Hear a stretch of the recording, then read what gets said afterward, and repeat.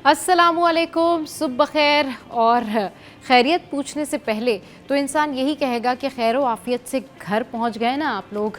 सब लोग अपने अपने घरों में महफूज हैं ना। किसी के घर में बिजली नहीं है, किसी के घर में गैस नहीं है, किसी के घर में जो है वो पानी के इश्यूज़ हैं, और किसी की गलियों में पानी है, किसी के घर में पानी है, किसी की छत पे पानी है, किसी की ज़मीनें पानी से तर हो रही हैं, किसी का फ्रिज तैर रहा है, किसी का सोफ़ा तैर रहा है, किसी की गाड़ियाँ तैर रही हैं। ये हाल है हमारे उस शहर का जो कि 70% से ज़्यादा, या यूँ कह लें कि 75% से ज़्यादा रेवेन्यू जनरेट करके देता है, लेकिन इस शहर का कोई पुरसाने हाल नहीं है। हाँ, पूछने के लिए बहुत सारे लोग मौजूद हैं, हाँ, बातें करने के लिए बड़े बड़े बयान हमें नज़र आ जाएंगे, और बहुत सारी ऐसी चीज़ें नज़र आ जाएंगी जिसको देख के आपको लगेगा कि फैक्ट्स एंड फिगर्स तो यही कहते हैं, वाकई बड़ा काम हुआ है इस शहर में। लेकिन काम हुआ है आवाम को अजियत देने के लिए, काम हुआ है आवाम की परेशानी बढ़ाने के लिए। तो जो प्रॉब्लम है वो प्रॉब्लम ये है कि आवाम जो है वो अजियत से दो चार हैं, आवाम जो है उनका कोई पूछने वाला नहीं है। अच्छा, अब मुख्तलिफ़ जगहों पर मुख्तलिफ़ तरीके से ट्रैफिक जैम रहा आज भी, और गुज़िश्ता रोज़ भी, आज सुबह से ही ये तमाम तर चीज़ें जो है वो शुरू हो गई थी। अच्छा, ये सारी अपडेट्स मैं आपको ज़रूर आपके साथ में शेयर करूँगी, लेकिन अभी हम थोड़ी सी बात कर लेते हैं कि ओवरऑल इस सारी सिचुएशन में हमें क्या करना चाहिए। इस रेन इमरजेंसी के हवाले से ऑलमोस्ट हमने तकरीबन कोई 3 से 4 जो हैं वो शोज़ किए, जिस हवाले से हमने बार बार पूछा कि क्या हम तैयार हैं, क्या रेन के उस स्पेल के लिए हम तैयार हैं, क्या मॉनसून की उन बारिशों के लिए हम तैयार हैं। लेकिन हम तैयार नहीं थे। हमारी तैयारी ये थी कि वक्त जब पड़ेगा तो अवाम बेयार मददगार होंगे। बिजली के तार और बिजली के खंभे, उसके हवाले से मैंने बहुत दफ़ा बात की कि इनको महफूज बनाना चाहिए, लोगों को चाहिए कि इससे दूर रहें। लेकिन आप देखें कि शाह फैसल में कितना दिल दुखा देने वाला वाक़या हुआ, और जिन लोगों के प्यारे गए हैं ना, जिन लोगों की जानें गई हैं, मतलब ये कोई मामूली बात नहीं है कि किसी के घर से किसी का चले जाना, और वो भी नाहक, यानी वो भी किसी की नाअहली की वजह से। स्टार्स हों, सेलिब्रिटीज़ हों, या फिर ओवरऑल कोई भी शख्स हो, इस हवाले से बात हो रही है, इस हवाले से बात की जा रही है कि जी जो सिचुएशन है वो वर्स्ट है। आज ओवरऑल जो सिचुएशन है वो मैं आपके साथ में जो है वो शहर कायद की शेयर कर लेती हूँ।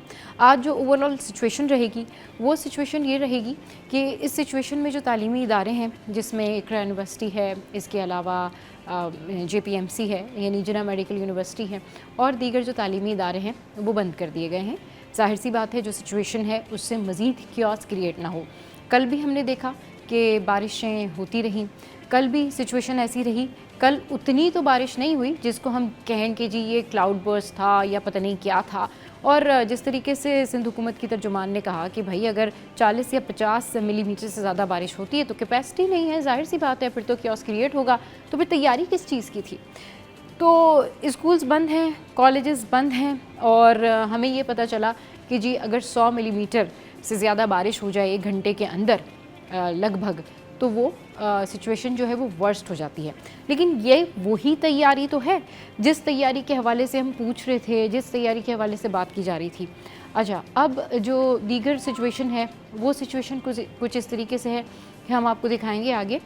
अस्पतालों की सिचुएशन, अस्पतालों की सूरत हाल, ये सिचुएशन हम आपके साथ में शेयर करेंगे कि जो हॉस्पिटल्स हैं वहाँ क्या सिचुएशन है।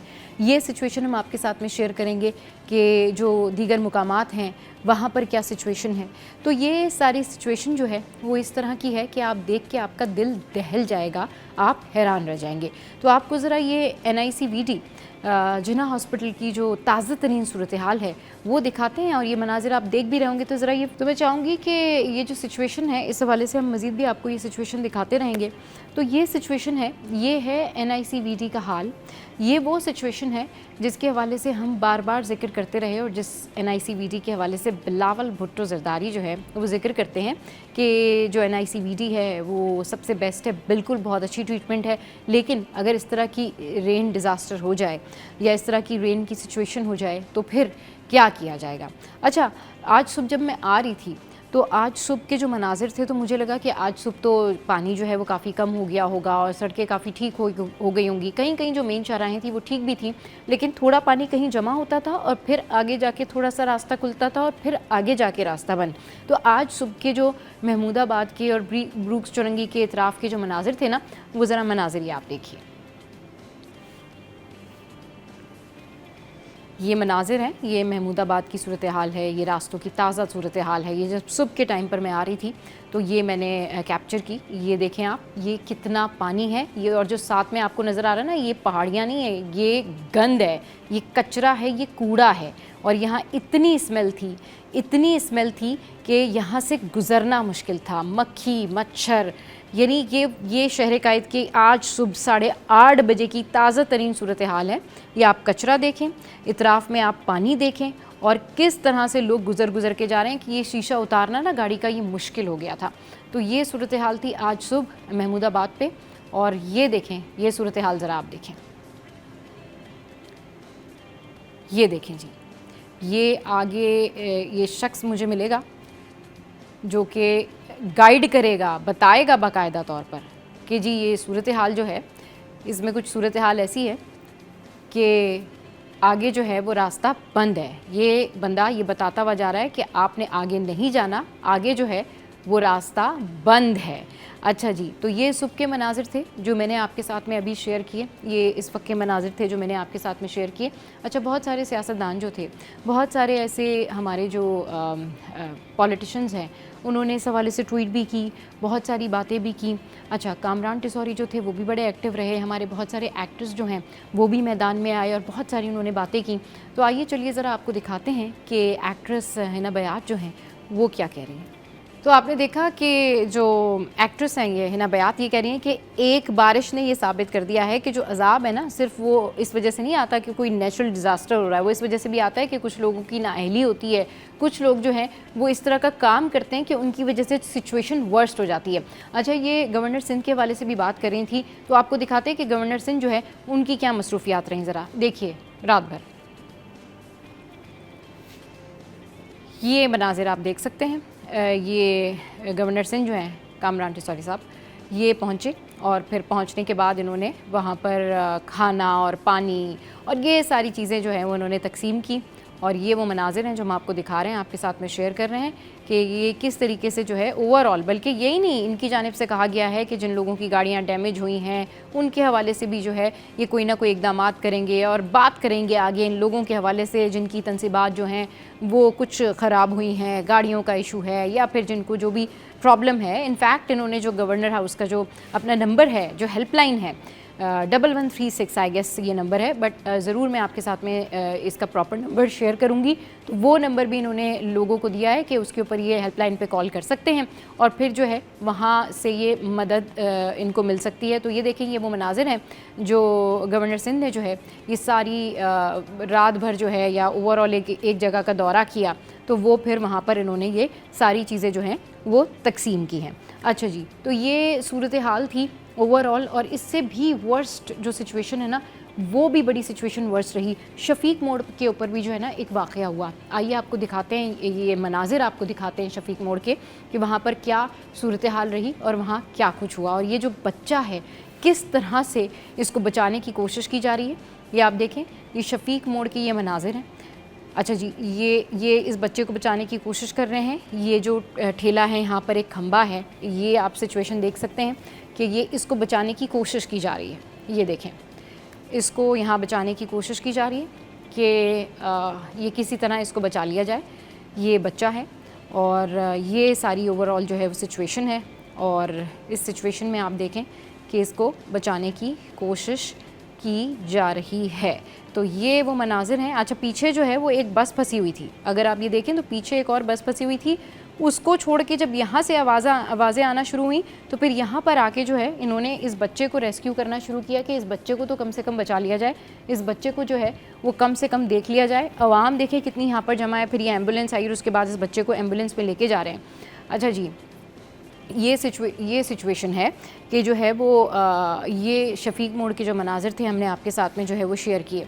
अच्छा, अब आगे बढ़ते हैं और जिस तरीके से ओवरऑल क्योस क्रिएट हुआ, बारिश में लोग फंसे, बारिश में जो प्रॉब्लम हुई, हम यूजुअली इस शो पर और आप भी सोशल मीडिया पर भी बारिश का इंतज़ार करते थे ना, हम सारे बारिश का इंतज़ार करते थे।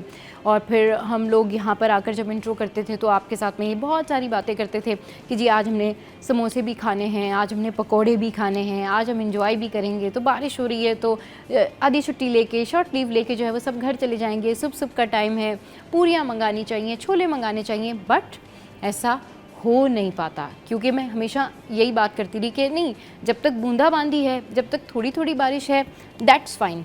लेकिन जहाँ बात इससे थोड़ा सा आगे जाती है ना, तो फिर इस तरह के जो मनाजिर हैं वो देखने को मिलते हैं। ये वो मनाजिर होते हैं जो हमें देखने को मिल रहे होते हैं। तो इसी हवाले से जो सोसाइटीज़ हैं, बहुत सारी ऐसी सोसाइटीज़ थी जहाँ पर पानी भर गया, बहुत सारी ऐसी सोसाइटीज़ थी जहाँ पर बहुत ज़्यादा जो है वो लोग परेशान हैं, लोगों के घरों में पानी आ गया है। इनफैक्ट जो कहते हैं ना कि जदीद जो घर बने होते हैं, यानी जो कहते हैं कि जी बहुत इस तरह की जगहों पर घर बने होते हैं, मैं नाम मेंशन नहीं करना चाहती उन सोसाइटीज़ के, कि ऐसी जगहों पर घर बने हुए होते हैं, वहाँ पानी नहीं आता, वहाँ भी पानी आ गया। इसके अलावा आप देखेंगे ओवरऑल नाज़माबाद की जो सूरत हाल है वो कितनी जो है वो ज़्यादा ख़तरनाक सूरत हाल हुई हुई है। तो ये जो सारी सूरत हाल है ना, ये हम आपके साथ में शेयर कर रहे हैं, ये हम आपको बता रहे हैं। अच्छा, आपको अभी मैं बताती हूँ कि ये मेमन सोसाइटी है, खड्डा मेमन सोसाइटी, जहाँ पर नबील कबूल साहब जो हैं उन्होंने दौरा किया। वहाँ पर उन्होंने जाके सबसे पहले वही बात की जो मैं करती आ रही हूँ कि बच्चे गंदे पानी में खेल रहे हैं, ये वो पानी नहीं है जिसमें एंजॉय किया जा सके। ये तो बरसों से पड़ा जो कूड़ा कचरा और जो सारी चीज़ें हैं ना, ये वो पानी है, जब उसके ऊपर पानी पड़ता है तो वो उसमें मिक्स हो जाता है, तो कितना कचरा जमा होता है। ज़रा देखिए कि ये खड्डा मेमन सोसाइटी का हाल क्या है। तो जनाब ये आपने देखा, ये हाल है खड्डा मेमन सोसाइटी का। इसके अलावा और ढेर सारी ऐसी सोसाइटीज़ हैं जहाँ का इस तरह से हाल है। आज सुबह मैं आ रही थी तो एक शख्स ने मुझे कहा कि आगे रास्ता बंद है, तो मैंने कहा शायद ये ऐसे ही कह रहा होगा, मैंने कैमरा ऑन किया हुआ है, बट वाकई रास्ता बंद था। वो ब्रूक्स चौरंगी का जो पूरा था एरिया था। ये ज़रा दोनों मनाजिर सुबह के जो है ना वो आप ज़रा दोबारा देखिए और आप ख़ुद सोचिए कि अगर अभी तक ये सिचुएशन है तो ये कल रात और गुज़िश्ता रात क्या हालात हुए। ये हम आपको महमूदाबाद के जो मनाजिर है ना, अभी थोड़ी सी देर में आपको दिखाते हैं कि उस शख्स ने किस तरीके से जो है वो कहा।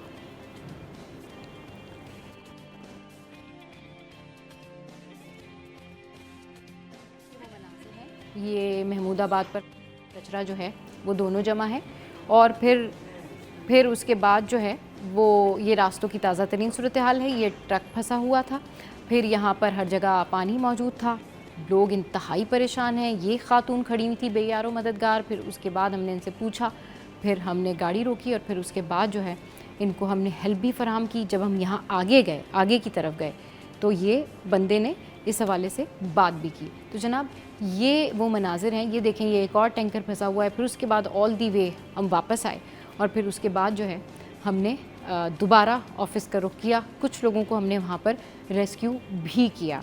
अच्छा जी, अब ये जो सिचुएशन रही ना, ये सिचुएशन ओवरऑल सिचुएशन है। अब कुछ आपको ना रैंडम मनाजिर दिखाते हैं, शहर कायद की बारिश के कुछ रैंडम मनाजिर आपके साथ में शेयर करते हैं कि जो जनरली जो सारे वाक़यात होते रहे, जो जनरली सारी जो है ना सिचुएशन रही, वो वाक़यात हम आपके साथ में जो है वो शेयर भी करेंगे और जहाँ जहाँ हादसात हुए इस हवाले से भी बताएंगे। अच्छा, किसी की जो साइकिल थी वो भी पानी में डूब गई, किसी की गाड़ी जो है वो भी पानी में डूब गई। तो हालात और वाक़यात इस तरह से रहे। ये देखें, ये सिचुएशन रही, ये सारा शहर जो है पानी पानी है। ये देखें, कोई बाइक अपनी लेके जा रहा है, कोई जो है वो ये गाड़ियाँ साइड पे लगी हुई हैं। रास्ते में जब आप वापस आ रहे होते तो ऐसा लगता है शायद गाड़ियों का जुम्मा बाज़ार लगा हुआ है। जगह जगह लोगों की गाड़ियाँ ख़राब, जगह जगह लोगों की गाड़ियाँ जो हैं वो स्टक हुई भी होती हैं। ये देखें जी, ये रोज़गार लगाने आया था लेकिन इसका पूरा रोज़गार ही बर्बाद हो गया। वो आधे से ज़्यादा पानी में उसकी चीज़ें भीगी हुई हैं, उसको कितनी परेशानी है। ये गाड़ियाँ, ये लग रहा है तैर रही हैं, सड़कें ढूंढने से नहीं मिल रही हैं, और ये गंदे पानी में बच्चे यहाँ पर मौजूद हैं। ये देखें जी, ये बाइक ख़राब हुई हुई है। ये कब पहुँचेंगे घर, ये देखेंगे खातून जो हैं वो किस तरीके से जा रही हैं। ये पूरी सिचुएशन जो है वो शहर कायद की ओवरऑल ये सिचुएशन रही और ये हालात और ये वाक़यात रहे जो कि हमने आपके साथ में शेयर किए। इस हवाले से मज़ीद भी करेंगे बात, बहुत सारी बातें जो है वो करेंगे और ये जानने की कोशिश भी करेंगे कि जो हमारी इंतज़ामिया है, जो सिंध हुकूमत है, जो बल्दियाती निज़ाम है, उसका वो किन बुनियादों पर है। वो वक्त पड़ता है जब ऐसी रेन इमरजेंसी आती है तो ये निज़ाम कहाँ चला जाता है, ये सिस्टम क्यों नहीं काम करता। शो में होगी बात, लेकिन एक ब्रेक के बाद, और ब्रेक के बाद हमें हमारे कॉरेस्पॉन्डेंट जो हैं वो भी ज्वाइन करेंगे। So stay with us.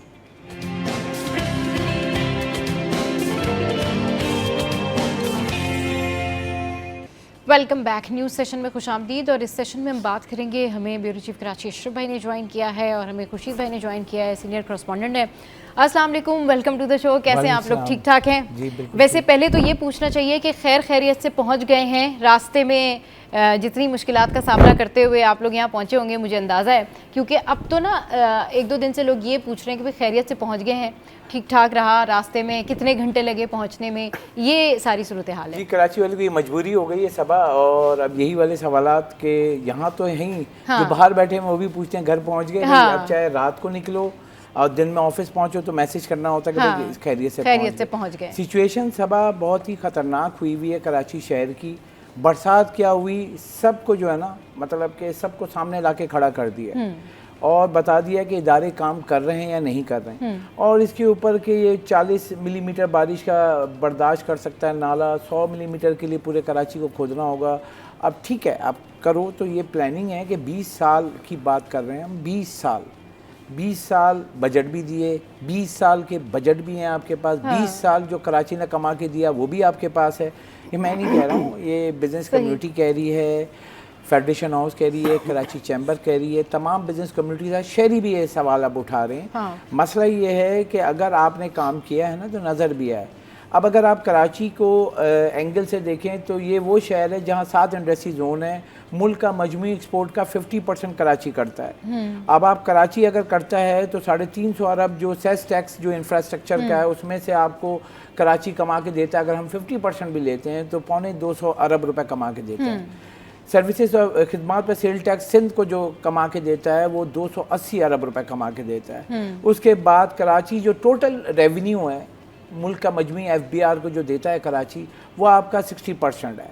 तो मतलब कि एक लार्ज टैक्स ऑफिस जो है वो कराची कमा के 3400 अरब कमा के देता है, इंपोर्ट पे, एक्सपोर्ट पे, तमाम लार्ज मैन्युफैक्चरिंग वाले इन सब का। अब सवाल ये बनता है, चाहे फेडरेशन हाउस हो, 7 इंडस्ट्री जोन्स हो, उनके सदूर हों, कराची चैम्बर के सदर हों, सब ये सवाल उठा रहे हैं कि जो सूरत हाल है, कराची अगर बंद हो जाएगा तो आप कमाओगे कैसे? क्योंकि कराची वो कमाऊ पूत बेटा है कि वो कमा के देता है तो ये मुल्क चलता है। कराची वो कमाऊ पूत बेटा है जो कि रेवेन्यू इनकम जनरेट करके देता है तो मईशत का पहिया चलता है।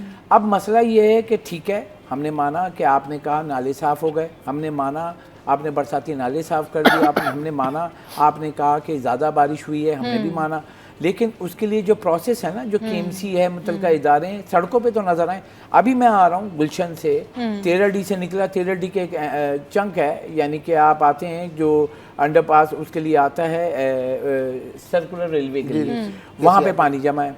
फिर मैं वहाँ से यूनिवर्सिटी रोड, क्योंकि अब इतनी देर हो गई है, पानी जो है वो डाउन हो जाता है, लेकिन उस वक्त जब पानी जमा होता है उस वक्त टीमों को आके काम करना चाहिए, ठीक है। और दूसरी बात के सबसे बड़ा मैसेज ये दूंगा सबा हम अपने मॉर्निंग शो से, कि सबसे बड़ा कंसर्न है कि इदारे नहीं आते तो लोग अपनी मदद के आपके तहत सड़कों पे जो सीवरेज के ढक्कन हो तो हटा देते हैं।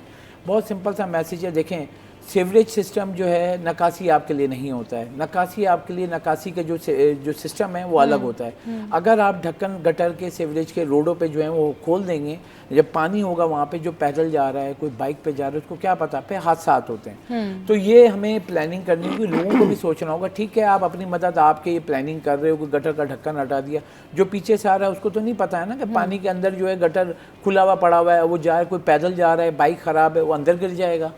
तो ये वो कंसर्न है शहर के तमाम सियासी जमातों की बात करूँगा, चाहे MQM हो, जमात इस्लामी हो, सब दावे करते हैं ना कि हम इस शहर के ऑनर हैं, ठीक है। अब अगर कोई काम कर रहा है वो भी मसला है, कोई काम नहीं कर रहा है वो भी मसला है। अब सबसे अहम वजह क्या है कि कराची को चाहिए इस वक्त पैसा, सही। ठीक है, इंफ्रास्ट्रक्चर की बेहतरी के लिए वर्ल्ड बैंक की रिपोर्ट आई चलिए थी। बिल्कुल, ये सारी बातें जो है ना, बिल्कुल जिस तरीके से अशरफ भाई हमसे करते रहते हैं, और अशरफ भाई ये बातें आज नहीं, अशरफ भाई ये बातें बहुत पहले से भी कर रहे हैं। अभी उस नुकसान के बारे में बात करते हैं अशरफ भाई, जो 2 बच्चों का ये वाक़या हुआ शाह फैसल पे, थोड़ा सा मुझे उस बारे में बताएं। अभी उसकी करंट अपडेट क्या है? मुकदमा दर्ज किया गया है?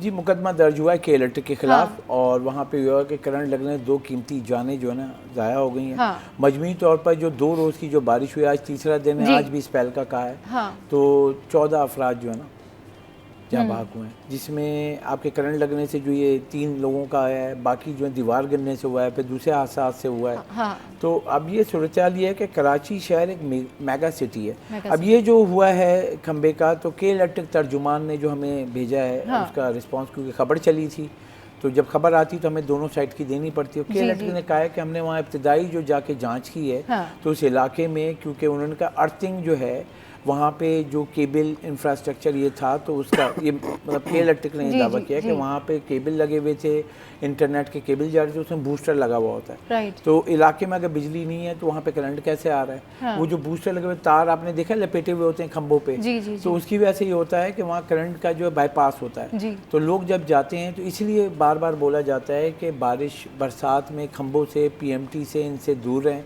और जहाँ तार टूटी हुई है उससे भी दूर रहें, उसको छुए नहीं। तो इसके ये हादसा हुआ, एक सानिया कहेंगे उस फैमिली पे, कि 2 लोग जो एक ही घर के गए, बच्चा था एक, और एक उससे बड़ा भाई था।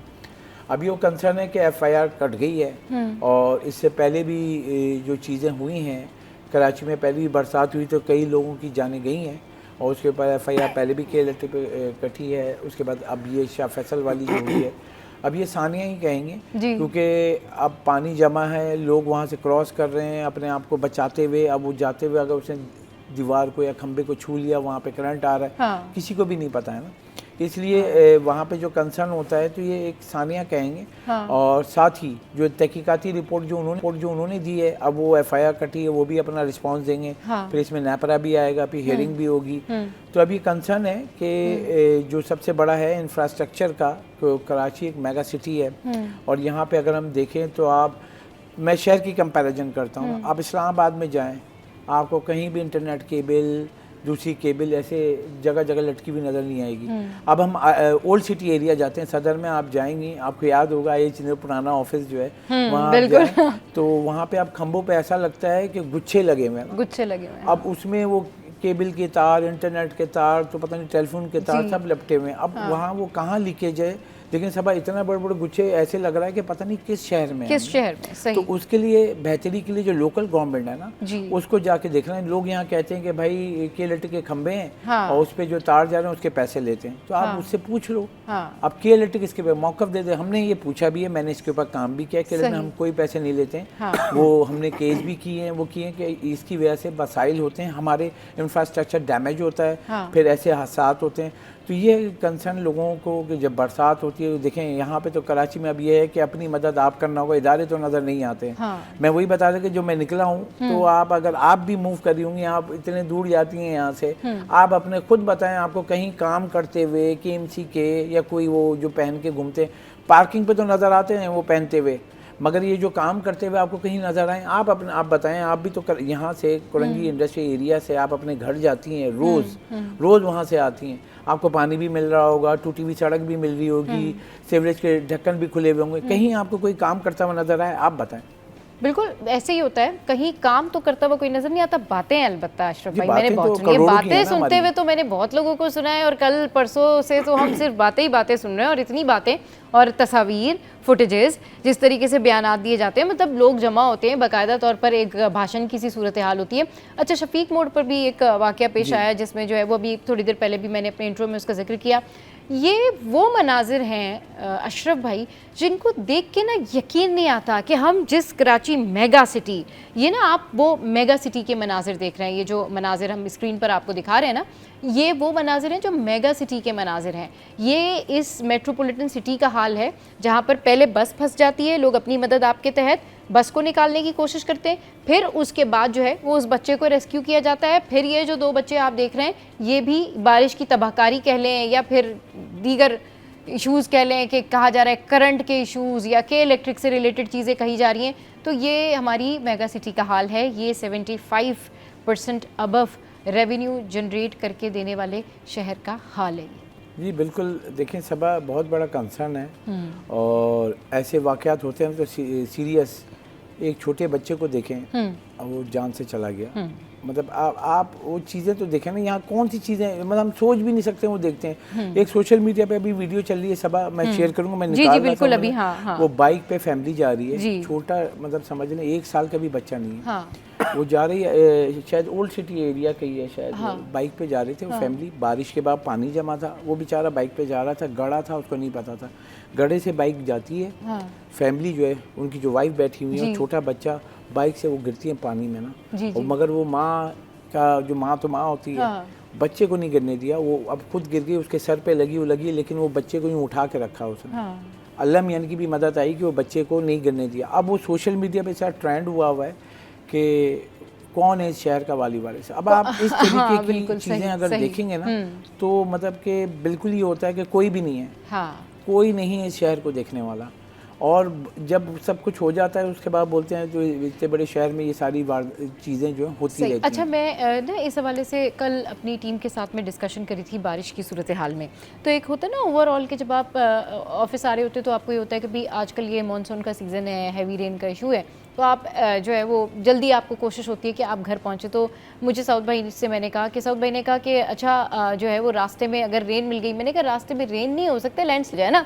तो वो मुझे देखने लगे भाई कराची में कहाँ से लैंडस्लाइडिंग आ जाएगी, कराची में कहाँ से ऐसी पहाड़ियाँ आ गई भाई जो लैंडस्लाइडिंग हो जाएगी। तो वो कराची में पहाड़ियाँ हैं। I want to tell you all के जिस तरह से वो मैं मजाक में कह रही थी ना, वो वाकई बात सच हो गई कि कराची में पहाड़ी है और यह है कटी पहाड़ी, और यहाँ से लैंडस्लाइडिंग होती है, यानी कि कोई तोदा गिरता है और वो ज़मीन पर आके गिर जाता है। और ये रिहायशी एरिया है, सामने जो है ट्रैफिक आ रही जा रही है। मतलब अगर ऐसी कोई रेन इमरजेंसी हो जाए, ऐसी कोई सिचुएशन हो जाए, तो इसके लिए किसी ने आज तक सोचा नहीं, कोई प्लान नहीं बनाया कि ये जो पहाड़ी है अगर यहाँ से मज़ीद टुकड़े टूट के नीचे गिरना शुरू हो गए। अच्छा, ये मनाजिर हैं और ये वो मनाजिर हैं जो कि कटी पहाड़ी के मनाजिर हैं। और ये आप देख सकते हैं कि ये तोदा या पत्थर का टुकड़ा यहाँ गिरा है।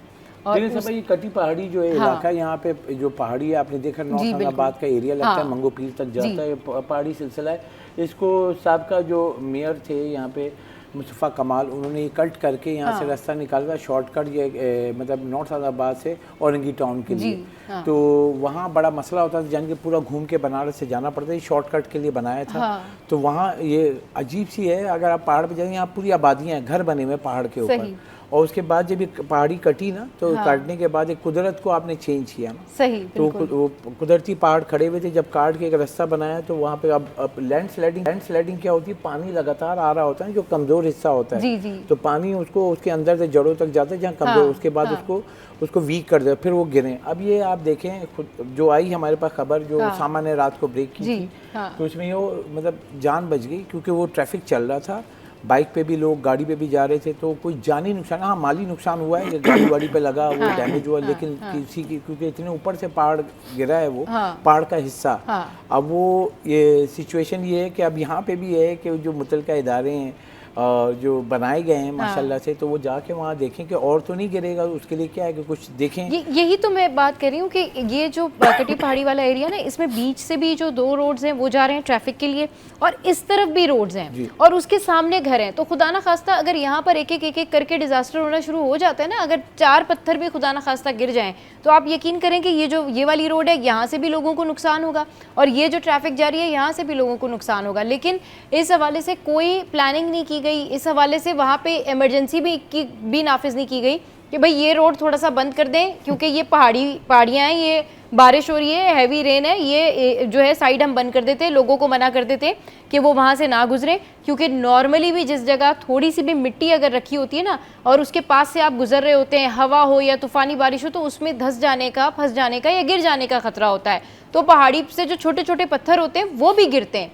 तो आप सोचें कि ऐसी सूरत हाल में जब अंधेरा भी है, वो साइड पहाड़ी की भी है, तो वहाँ से पानी जब गिरेगा तो उसके साथ छोटे छोटे से पत्थर भी तो आएंगे, वो कंकर भी तो किसी को लग सकते हैं। लेकिन किसी को ये ख्याल नहीं आया यहाँ पे ये कह दे कि जी यहाँ ट्रैफिक की रवानी जो वो मुअत्तल कर दी जाए, टिल देन ये रेन चल रही है, 1-2 घंटे बाद इसको खोल दें और कोई मुतबादिल रास्ता फराम कर दें। मगर मुतबादिल रास्ता कैसे फराम करेंगे, मुतबादिल रास्तों पर तो पानी है। बात तो सारी ये है ना कि बारिश में मुतबादिल रास्ते भी तो नहीं है, लेकिन मुतबादिल ऑप्शन क्या है, इस हवाले से बात करेंगे एक छोटे से ब्रेक के बाद।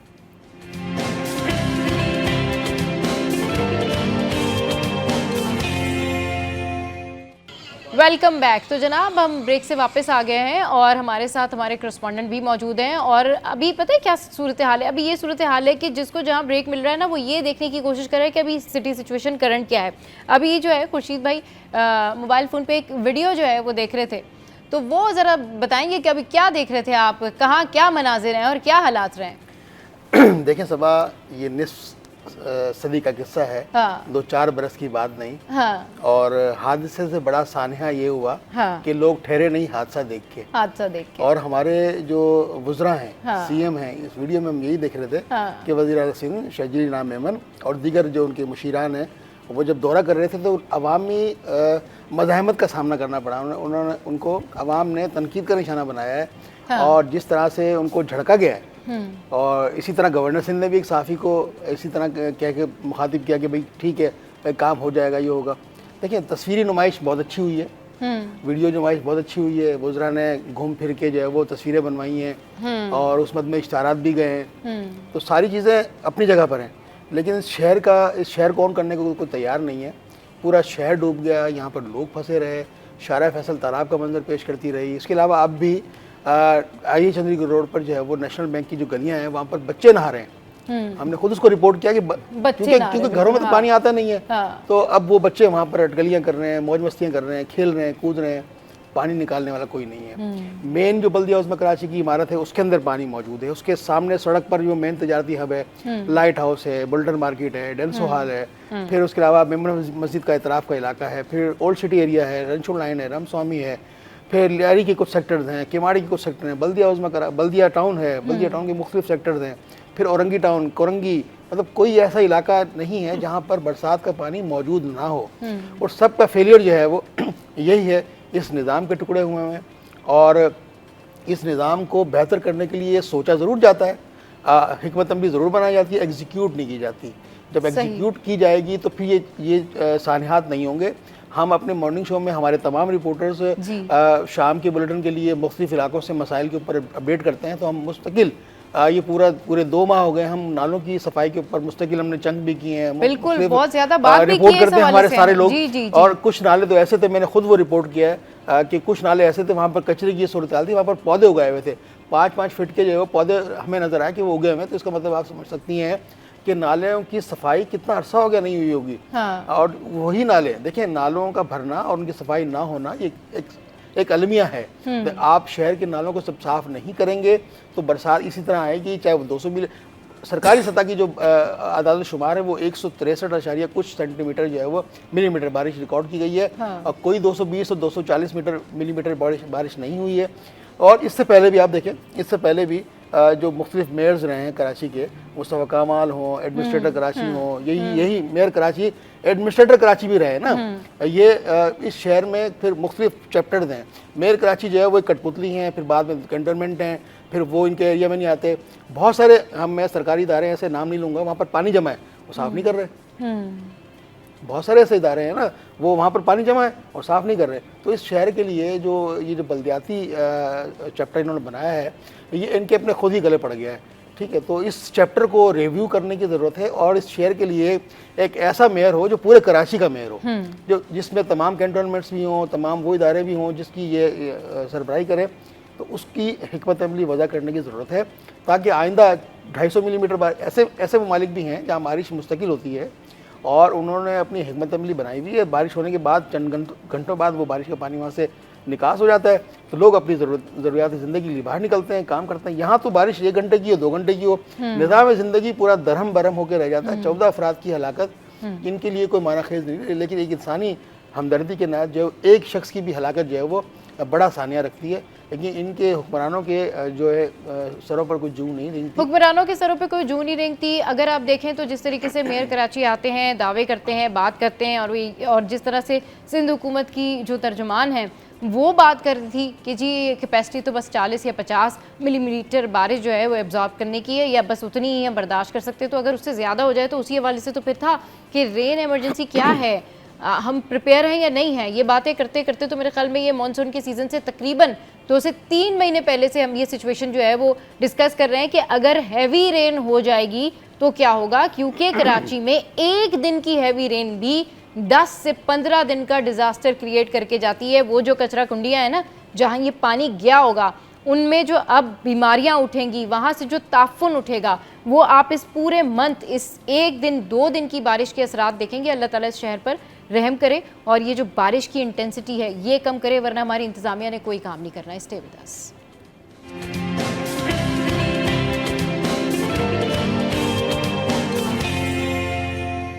Welcome back. तो बात हो रही है शहर कैद के हालात पे। अच्छा, ये हालात बारिश के हालात हों, ये हालात जो हैं वो गैस के हवाले से हों, ये हालात बिजली के हवाले से हों, कई इलाके अब भी ऐसे हैं जहाँ पर बिजली की जो फराहमी है वो मुअत्तल है, कई लोग परेशान हैं।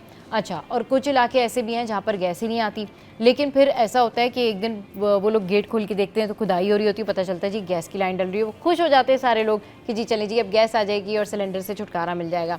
लेकिन इसी शो पे मैंने अशरफ भाई से एक सवाल किया था कि नॉर्थ कराची सेक्टर 8 में ये जो गैस की लाइन डाली गई है और जो गैस की खुदाई हुई है, अशरफ भाई वो तो जूं की तूं है, बस ज़्यादा ये हुआ कि लोगों ने अपनी मदद आपके तहत वो खड्डे भर दिए ताकि वो पाइप छुप जाएं और गाड़ियाँ आ जा सकें। जी, बहुत सबसे बड़ा इशू है। और फीसद गैस ने जहाँ पे गैस प्रेशर कम था तो उन इलाकों में नई गैस पाइपलाइन डाली है। उसके लिए जो टाउन मेयर कराची का कोई ताल्लुक नहीं है और बाकी सिंध हुकूमत का कोई ताल्लुक नहीं है। उन्होंने जो है जब काम किया तो टाउन चेयरमैन होते हैं, उनको जो है उनसे कांटेक्ट किया। उन्होंने कहा भाई इतने पैसे, तमाम जो टाउन आ रहे थे उनके टाउन के चेयरमैन को फीसद कहते हैं 14, हमने ये खबर भी ब्रेक की थी, 14 अरब रुपए दिए। कितने? 14 अरब। वो किस लिए दिए कि हम यहाँ गैस की पाइपलाइन डालें, हम खोद के यहाँ पे पाइपलाइन डालेंगे, हम ऊपर से बंद करके चले जाएंगे। अब उस टाउन का चेयरमैन का काम है ये जो अरबों रुपए मिले हैं तो उस रोड को रिपेयर करना। अब वो आगे ठेका देगा, वो उसको बनाएगा। अब ये बना के डाल के चले गए। अब किसका काम था? फौरी तौर पे वो यूसी जो चेयरमैन था, टाउन चेयरमैन, वो वहाँ रिपेयर मेंटेनेंस करना चाहिए था। पैसे लेके बैंक में रखे हुए और उनसे पूछे अब ये तमाम, मतलब इसमें जमात इस्लामी भी है, पीटीआई के भी लोग हैं और क्योंकि एमकेएम तो है ही नहीं इसमें, क्योंकि वो तो लोकल गवर्नमेंट में नहीं आई थी। अब मसला ये है कि इनको अगर पैसे मिले तो आए ना, आप हमारे कैमरा हाजिर है, आप हमें बताएं क्यों नहीं बनाई आप वहाँ पे? अब कब बनी थी आप बताएं कि इसको तो टाइम हो गया मतलब। हाँ। अब जब गैस पाइपलाइन डल गई, मिट्टी डल गई, ये दूसरी दफा डली है गैस पाइपलाइन। एक दफा पहले डली थी जब मैंने आपको बताया था कि भाई वो तो सारा वहाँ पर खुदाई हो रही है, लेकिन वहाँ पर कुछ नहीं किया उन्होंने, फिर वो बंद करके चले गए, फिर गैस नहीं आई, अब दोबारा आके उन्होंने वहाँ पर खुदाई कर दी। अब यहाँ पे लोग बेचारे मुर्तज़ा वहाब जो मेयर कराची, उनके ऊपर इल्ज़ाम लगाए, वो बिल्कुल गलत है। मैं दोबारा कैटेगोरिकली कह रहा हूँ कि तमाम यूसी जो चेयरमैन, टाउन चेयरमैन, उनको जो है ये पैसे फीसद गैस ने उनके अकाउंट में डायरेक्ट डाले हैं ताकि वो रिपेयर कर सकें। अभी तक रिपेयर नहीं हुआ है। और बरसात नहीं तो फिर कौन पूछेगा? रिपेयर नहीं किया है, बैंक अकाउंट में पैसे भी हैं तो फिर पूछेगा कौन? मसला ये है कि हमने फीसद गैस ये पूछा कि जब आपने पैसे दे दिए तो आपने कॉन्ट्रैक्ट क्यों नहीं किया कि इसको 1 हफ्ते में, 2 हफ्ते में, 3 हफ्ते में बनाए? 6 महीने गुजर गए, आपने उनको पैसे दे दिए। तो ये फीसद गैस का भी ना एहली है कि आपने पैसे दे दिए और आप बैठे हुए हो कि भाई अब वो बना लेंगे, चाहे 3 साल बाद बनाए। यहाँ कराची में क्या होता है, कोई अगर तरक्याती काम होता है 3-3 साल तक, जैसे प्रोजेक्ट दे देते हैं, कोई फ्लैट बुक करा दो 20 साल तक नहीं मिलते हैं, तो वही है कोई तरक्याती काम हो जाएगा और वो करके चले जाएंगे। आप बैठे रहो भाई बनाएंगे, अब पूछते रहो कौन बनाएगा? जी मेयर बनाएगा, वो सिंध हुकूमत बनाएगी। सिंपल है, सिंपल। फीसद गैस ने टाउन के यूसी जो चेयरमैन है उनको पैसे दिए हैं, उनको बनाना है। सही। अब यहाँ पे इसका नोटिस जो है मेयर को, क्योंकि शहर को देखने वाले उसका सारा जो है सिस्टम जो है वो मेयर कराची के पास है। मेयर कराची को यकीनी तौर पर सिंध हुकूमत को खत लिखना चाहिए कि इन सबको बुलाएं, इनसे पूछे क्यों नहीं बनाए। देखें जो क्योंकि हायरार्की है ना, अगर टाउन के ऊपर जो है टोटल इस शहर का जो वाली वारिस जो है वो कौन है? मेयर कराची। मेयर कराची ऊपर किसको लिखेगा? सीएम को। अब क्योंकि ये जब नहीं बनी, आवाम को मुश्किलात हो रही है, तो ये पूरा सिस्टम बनना चाहिए ना। उन्होंने मेयर साहब ने कहा भी, लेकिन किसी को कोई फ़र्क नहीं पड़ता। कहते हैं कराची की आवाम है, इनको जो देखा आपने, घिसते जाओ, साबुन है ना, घिसते जाओ।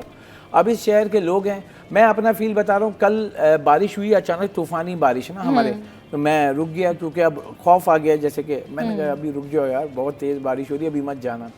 तो रात 10 बजे तक 10:30 बजे तक था ऑफिस में। तो मैं ब्रुक्स चौरंगी पे मैंने चला गया टीम के साथ एज लाइव करने, वहाँ पे जाके लोगों से बात की। आप यकीन करें जो लोग वो बोल रहे थे ना, मैं कैमरे पे नहीं बोल सकता ना हम चला सकते हैं। सही, क्योंकि लोगों की बर्दाश्त से बाहर हो गया है। मतलब ये नहीं कि वो जो एक ही ज़बान बोलने वाले हैं, जो इस सिंध के लोग हैं वो तक नाराज़ हैं। सही, ठीक है, तो ये एक कंसर्न है। क्योंकि देखें वो अगर 6-6 घंटा फंस रहा है, उसके बाद घर जाते हुए वो कह रहा है कि बारिश हो रही है, घबरा रहे हैं। अब देखें मैं जा रहा हूँ बाइक पे एग्जाम्पल, अब पहले मैं फंसा 6 घंटा, अब इसके बाद बाइक बंद हो जाएगी, घर कैसे पहुँचूंगा, बाइक छोड़ के कैसे जाऊँगा, ये करूँगा। अब वो कल जब बारिश हुई वो फिर निकला, वो कितना उसका टेम्पर होगा कि वो कैसे चलाएगा। उसको टेंशन होगी कि पानी कहीं नहीं मिल जाए, मैं कहीं फंस नहीं जाऊं, मैं गटर में नहीं गिर जाऊं, घर ना पहुंचूं, घर वाले इंतजार कर रहे हैं। तो ये वो कंसर्न है कि एड्रेस करना पड़ेगा। नाराज होने की बात नहीं है। देखें ये सिस्टम हम भी जानते हैं कि ये शहर इस मुल्क का सबसे बड़ा शहर है। इस शहर को बर्बाद करने वाले बहुत सारे लोग हैं, लेकिन इसको बनाने वाला कोई नज़र नहीं आ रहा है। आप आके बोलो कि यहाँ पे इतनी बारिश होनी चाहिए थी, इतनी हो गई, हम क्या करें। भाई ये पूरे दुनिया में होती है, लेकिन उसका एक मुतबादल होता है। दुबई में भी हुआ था, दुबई डूबा, पुराना दुबई, एक न्यू दुबई है, पुराना दुबई, उसकी भी सिस्टम बना। बिल्कुल, ये मनाजिर भी हमारी स्क्रीन पर आप देख सकते हैं। ये पुरानी सब्जी मंडी के मनाजिर हैं। हाँ बिल्कुल, यहाँ कश्ती की ज़रूरत है बिल्कुल। और बल्कि ख़ियाबान इत्तेहाद पे मैंने एक वीडियो भी शेयर की थी कि ख़ियाबान इत्तेहाद पे लोगों ने कश्ती भी बना ली है, मतलब प्रॉपर। जी जी जी जी, अभी हम आपको कल वो वीडियो भी दिखाएंगे। कश्तियाँ बना ली हैं और यहाँ आराम से जो है वो चल सकती है कश्ती।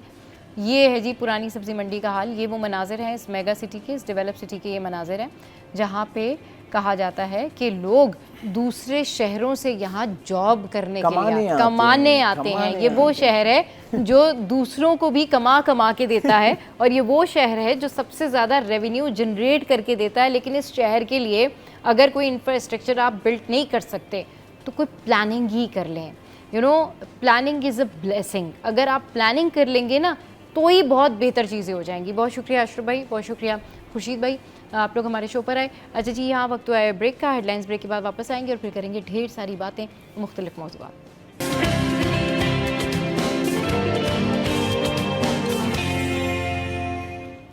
Welcome back. तो अब कुछ बात कर लेते हैं वज़न के हवाले से। अच्छा, ये जो मोटापा है या फिर फैटी होना, ये पता नहीं क्यों लोगों ने इसको ये समझ लिया कि ये कोई बीमारी है, ये कोई प्रॉब्लम है, या पता नहीं क्यों लोग कॉम्प्लेक्स का शिकार हो गए। लेकिन इट्स ऑल अबाउट फिटनेस। आपको फिट रहना चाहिए।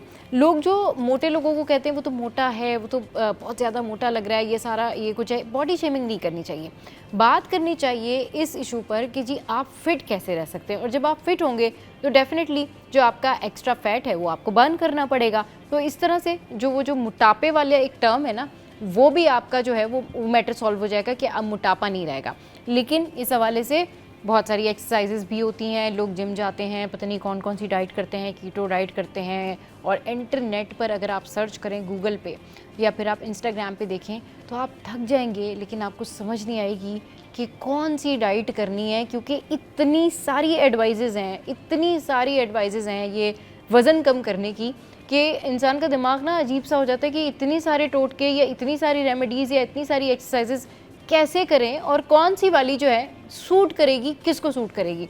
तो इस पर बात करने के लिए हमारे साथ जो है वो उम्मे राहिल मौजूद हैं और हमारे साथ जो है रज़ा भाई मौजूद हैं। और आज इन दोनों से पूछेंगे कि भाई फ़िट कैसे रखा जाए, कैसे इंसान, कैसी लड़कियां, कैसे लड़के जो है वो अपने आप को फ़िट रख सकते हैं, स्मार्ट नज़र आ सकते हैं। अच्छा देखो, पहली बात ये है कि आप जैसे भी आपने कहा कि एक लफ्ज़ आ गया सबको, बॉडी शेमिंग। हाँ। अब वो सारी दुनिया उसके ऊपर लगे, किसी को कुछ कह दो। हाँ। देखो ऐसे कोई नहीं कहेगा, जो आपका प्यारा होगा, करीबी होगा, वो आपको गाइड करेगा, इसलिए कि वो आपको हेल्दी देखना चाहता है। सही। मोटापा जो है सिर्फ ये नहीं कि वजन बढ़ गया है, बच्चे तो अच्छे लग रहे हैं, बड़े गुबलू अच्छे लग रहे हैं, लेकिन वो मोटापा जो है, ओवरवेट होना बीमारियों की अलामत है। सही। इसीलिए अगर आपको कोई टोक रहा है या कह रहा है तो इसका मतलब है कि आप अपना ख्याल रखें। हाँ। दूसरी भी आपने कहा इंटरनेट खोलते हैं तो बेतहाशा चीज़ें मिलती हैं। आपकी डाइट के हवाले से मिल रहा है, इंटरमिटेंट फास्टिंग हो गई, उमाद हो गई, बहुत सारी चीज़ें आती हैं। लेकिन हर किसी का कीटो डाइट हो गई, लेकिन हर डाइट का कोई ना कोई साइड इफ़ेक्ट है। अगर आप किसी के पीछे लग जाते हैं तो क्या होगा कि आपकी बॉडी के अंदर बहुत सारे ऐसे इश्यूज आ जाएंगे। लेकिन अगर हम बात करते हैं इंटरमिटेंट की, तो क्या इन्फ्लेमेशन कर देता है, सही। आपको एच पाइलरी हो सकता है, बहुत सारे आपका जो है ना बहुत सारे इश्यूज हो सकते हैं। सही। तो बेहतर ये फिट रहना है अगर, तो पहली चीज़ जो आपको फिट रख सकती है और आपका वज़न कम कर सकती है वो है आप मुंह पे जिप लगा लें। अच्छा। देखिए आपको दुनिया में कोई भी बता रहा है एक्सरसाइज कर लो, हम भी बता रहे हैं, रेमेडीज बता रहे हैं, टिप बता रहे हैं, लेकिन सब क्या कहेंगे, खाना कंट्रोल कर लो। पहली शर्त क्या है, खाना कंट्रोल कर लो। हम जो वक्तन फवक्तन खाते रहते हैं, ये बहुत बड़ा मसला है, इसको कंट्रोल करना पहली शर्त है। उसको मैं आपको साथ साथ बताती जाऊंगी कि खाना किस तरह कंट्रोल करना है। फाका नहीं करना है। फाका जो है आपकी बॉडी को स्वेल कर देता है, बॉडी फूलना शुरू हो जाती है, वाटर रिटेंशन हो जाती है। आपने डाइट को बैलेंस करना है एक्सरसाइज के साथ। एक्सरसाइज पे जरूरी नहीं कि जिम जाएं, आप घर में कर सकते हैं, आप वॉक कर सकते हैं, घर के काम कर सकते हैं।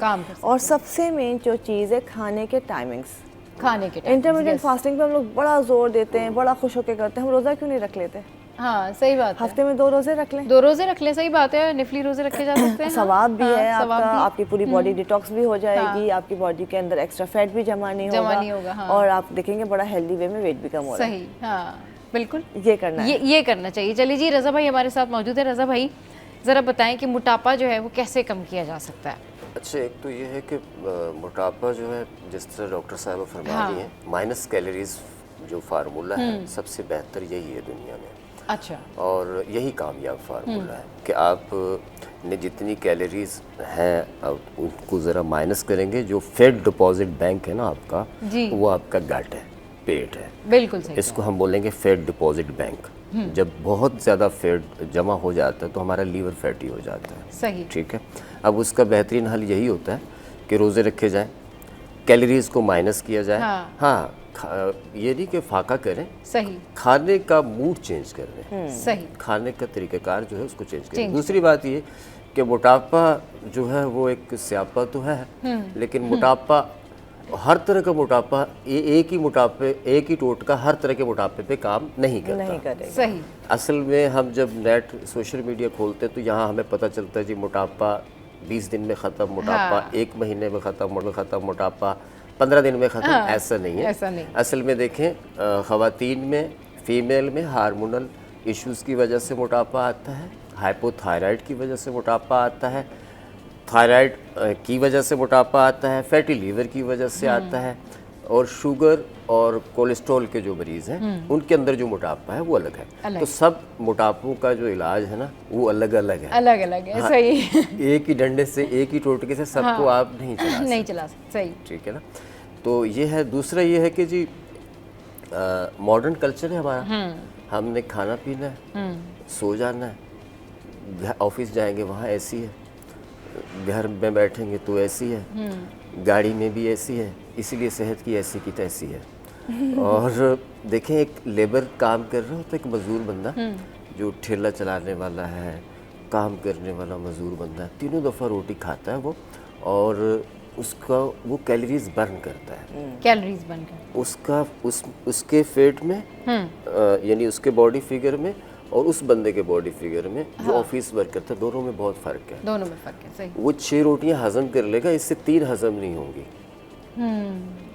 तो बेसिकली जो रोटी है वो समझ लें मजदूर की खुराक है, रोटी चावल ये मजदूर की खुराक है। अगर हमने आरामदा लाइफ है हमारी, तो उसमें हमें ये करना है कि हम रोटी का इस्तेमाल कम करें। उसके साथ अल्लाह ताला ने फरमाया ना कुरान हकीम में कि तुम अब किस किस नेमत को जो है झुटलाओगे, और तुम रब की किन किन नेमतों को झुटलाओगे। हाँ, तो अब ये है कि आपके पास बहुत सारी नेमतें हैं, आप उनसे इस्तेफादा करें, वो इस्तेमाल करें, तो मोटापा काफ़ी हद तक सेट हो सकता है। और वो हमने वो पेशेंट देखे हैं जिन्होंने नेट से देखा, मोटापे का नुस्खा इस्तेमाल किया, पता चला जी वो उसके साथ डायरिया की कैफियत पैदा हुई, दिन में 2-3 दफ़ा, और स्टूल पास हो रहा है, उसके साथ फिर ये हो रहा है जी आपका विटामिन डी लो, B12 लो, उसके साथ फिर जोड़ों का दर्द, फिर आप कोलेजन ट्रीटमेंट करवा रहे हैं। इस चेहरे पे झुर्रियाँ पड़ गई, है ना, बाल अलग से उतर रहे हैं, तो इस तरह से नहीं करें। बाकायदा जो है वो आप किसी से मिलें, वो आपकी कैफियत के लिहाज से, आपकी बॉडी के लिहाज से वो आपको जो है तरीक़ेकार बताएं कि आप इस तरह से अपना वेट कम। मोटापे को कम करने के लिए जिस तरह से रज़ा भाई ने कहा ना कि आप अगर रोटी थोड़ा सा कम कर दें या उसके ऑल्टरनेट बाकी चीज़ें ले लें, ये पता है क्या, मैनेजमेंट करना आपका काम है कि आप अपनी बॉडी को खुद समझते हुए कि क्या चीज़ आप डाइजेस्ट कर लेते हैं, क्या चीज़ आपसे डाइजेस्ट नहीं होती।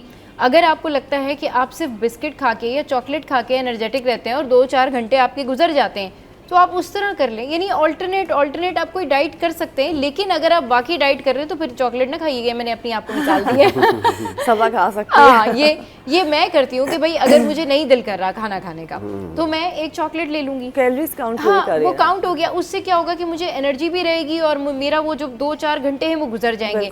लेकिन ये सब उन सब ने नहीं करनी जो डाइट कर रहे हैं। भाई मैं डाइट नहीं करती, मैंने इसलिए ये बताया। तो अब अगर किसी का वजन बहुत ज्यादा है, वो बहुत ज्यादा मोटा है और उसको क्रेविंग होती है कि वो खाए खाए खाए, तो भाई वो कोई ऑल्टरनेट ऑप्शन पे चले जाए, वो कोई सब्जियां खा ले, कोई ऐसे फ्रूट्स खा ले, थोड़े थोड़े करके खा ले। अपनी असल प्रॉब्लम ये है उमेराइल के, अपनी क्रेविंग को लोग खत्म नहीं कर पाते। अच्छा, यहाँ पे एक छोटी सी क्लियर करूँगी। लोग ये शिकायत करते हैं, पेशेंट करते हैं, पहली चीज़ की क्रेविंग क्यों हो रही होती है। हमारी बॉडी को जब बहुत ज़्यादा खाने की आदत हो जाती है और हम उसको रोकना शुरू करते हैं तो फिर हमारी बॉडी डिमांड करती है। हमेशा खाने के टाइमिंग्स बना लें और उस दौरान आपने कुछ और नहीं खाना है। शुरू का 1 हफ्ता मुश्किल होगा, 2 हफ्ते में आपको थोड़ा सा सेटिंग आपकी सेट हो जाएगी और 3 हफ्ते, बहुत ज़्यादा 3 हफ्ते के बाद आप बगैर वक्त के खाना नहीं खा सकते। इसलिए कि देखिए आपको अपनी बॉडी को ट्रेन खुद करना है। अच्छा, दूसरी इंपॉर्टेंट बात अभी थोड़ी पहले आपने की कि इंटरनेट पे सोशल मीडिया है। अच्छा, उसको खुदारा फॉलो ना करें, क्योंकि अपना कंटेंट बनाने के लिए, कल ही मैं एक दफ़ा एक चीज़ आई, किसी ने भेजी मुझे कि एक सीधी सी चीज़ को इतना घुमा दिया जाता है कि सिर्फ कंटेंट नया लगे। आप ब्लश यूँ लगा रहे हैं, अब वो ब्लश स्कार्फ पहनेंगे, पूरे स्कार्फ पे ब्लश लग रहा है, उससे कोई तुक नहीं है। वो सिर्फ एक नया एक ट्रेंड बनाना है और सारी दुनिया उसके पीछे लग गई। तो ये जो है ना बिल्कुल फालतू चीज़ें हैं जो कि आपका टाइम, पैसा, हर चीज़ बर्बाद करिए। डाइट के ऊपर आप जाना है, पहला उसूल डाइट का जो है, आप सब कुछ खा रहे हैं, पहला उसूल दुनिया का लिख लीजिए, खाना रात को मगरिब के बाद नहीं खाना। ओके, ये बहुत ज़बरदस्त बात की है उमेराइल आपने, क्योंकि ये ना मैंने अक्सर बहुत सारे एक्सपर्ट से भी सुना है और आज उमेराइल से सुन लिया तो मुझे तसल्ली हुई, क्योंकि मुझे बड़ा ट्रस्ट रहता है उमेराइल पे कि जो भी बताती हैं बहुत सॉलिड और बहुत अच्छा बताती हैं। चलिए जी, इस पर मज़ीद भी बात करेंगे कि खाना आपने मगरिब के बाद जो है वो नहीं खाना है। छोटे से ब्रेक के बाद बस वापस आ रहे हैं।